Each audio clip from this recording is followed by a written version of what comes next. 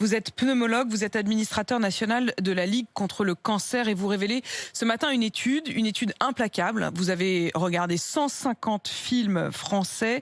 Le tabac est présent dans 90% de ces films, 12 scènes par film en moyenne.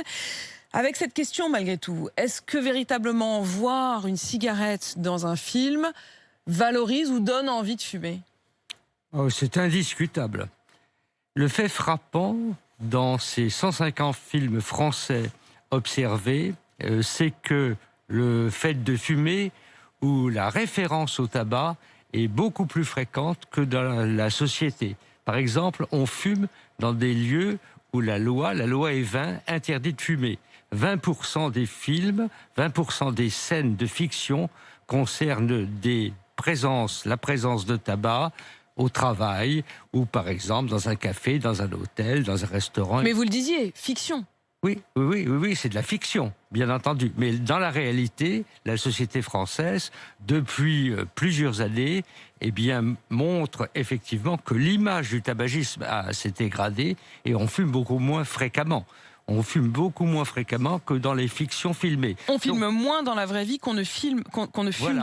dans les films. Avec cette question quand même que vous mettez de manière sous-jacente, est-ce que vraiment c'est simplement le réalisateur qui a eu envie que ses personnages soient fumeurs, et dans ces cas-là c'est une forme de créativité personnelle et de liberté du réalisateur, ou est-ce que il s'agit de placement de produits, l'expression est lancée par vous, de placement de produits de la part du lobby du tabac, comme on peut imaginer un placement de produits dans les James Bond où on voit des BMW ou des Rolex, quoi. C'est une stratégie d'influence. Évidemment, il n'y a aucune preuve matérielle. L'industrie du tabac n'est pas suffisamment naïve pour laisser une trace écrite. Mais le fait qu'il y ait une augmentation significative par rapport à la réalité de la présence du tabac est tout à fait révélateur. En fait, l'objectif, bien entendu, c'est d'affranchir le monde du cinéma, l'industrie du cinéma, qui est si précieuse, si fragile actuellement, d'une influence néfaste qui est celle, finalement, d'un vendeur de poison. Nous sommes du côté des victimes et nous voulons respecter, finalement, bien entendu, la liberté, la création artistique. Nous en avons besoin. Mais alors, cette question, professeur, faut-il interdire la cigarette dans les films français ? Non, il n'est pas question d'interdire. L'interdiction, ça ne marche absolument pas. Ce qu'il faut, c'est il y a une contradiction, notamment au niveau des pouvoirs publics. Parce que d'un côté, le ministère de la Santé prône une génération sans tabac, il y a un plan national de réduction du tabagisme, d'une part.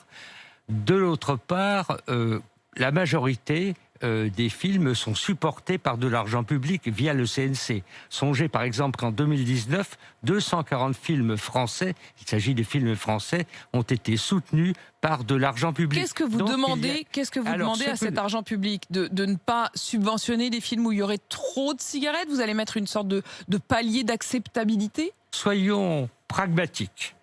En fait, on ne demande pas l'interdiction, ça serait contraire finalement à la liberté de créer, à la liberté artistique. Et encore une fois, nous voulons faire du monde du cinéma un allié de la santé publique et du plaisir, ça va ensemble. Ce que nous demandons, c'est qu'il y ait une négociation entre, d'une part, le ministère de la Culture, le ministère de la Santé, qui sont les tutelles du Centre national de cinéma, d'une part, et d'autre part, le monde du cinéma, de telle façon que soit il y ait une certification des films, soit qu'il y ait un avertissement au début des films, que ceux-ci existent dans certains pays, disant que certains films ont été supportés par l'industrie du tabac, et à ce moment-là, nous voulons en réalité une transparence. Oui, c'est ça. Nous voulons de la transparence. Nous voulons effectivement affranchir le monde de la création artistique d'une industrie qui vend un poison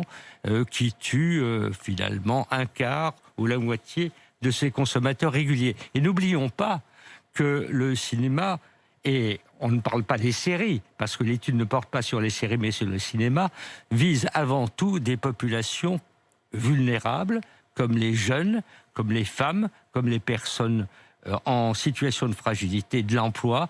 Et ce sont les cibles pratiquement captive, otage de l'industrie du tabac. Une dernière question. Vous avez commencé à en parler avec le ministère de la Culture, le ministère de la Santé. Est-ce que votre demande a des chances d'aboutir ?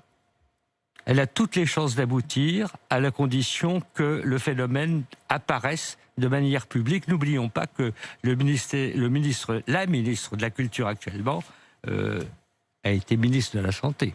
Roselyne Bachelot, merci professeur Albert Hirsch d'être venu dans ce studio lancer ce débat sur RMC. Vous êtes pneumologue, vous êtes administrateur national de la Ligue contre le cancer et vous qui nous écoutez, emparez-vous de ce débat. Je vous attends au 32-16. Faut-il encadrer, dénoncer, peut-être même interdire les scènes de cigarettes au cinéma? Je vous attends au 32-16.